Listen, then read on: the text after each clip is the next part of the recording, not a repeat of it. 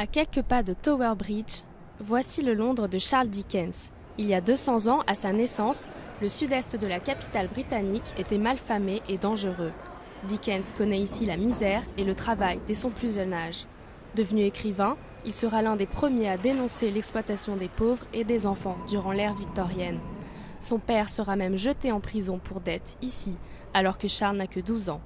Aujourd'hui, Dickens reste un écrivain fondamental pour les Britanniques. Dickens appartient à tout le monde. Il écrit sur la Grande-Bretagne et sa conscience nationale. Il a vécu une enfance très pauvre et s'est intéressé aux classes populaires. Il les respectait et les aimait, et cet amour transparaît dans ses romans. C'est dans cette maison que Charles Dickens a écrit Oliver Twist, un livre qui le rendit célèbre à 25 ans. Il y vécut 2 ans avec sa femme et ses enfants. Une vie confortable qui contraste avec la noirceur de certaines de ses œuvres. Dandy, très sociable, Dickens aimait profiter de la vie.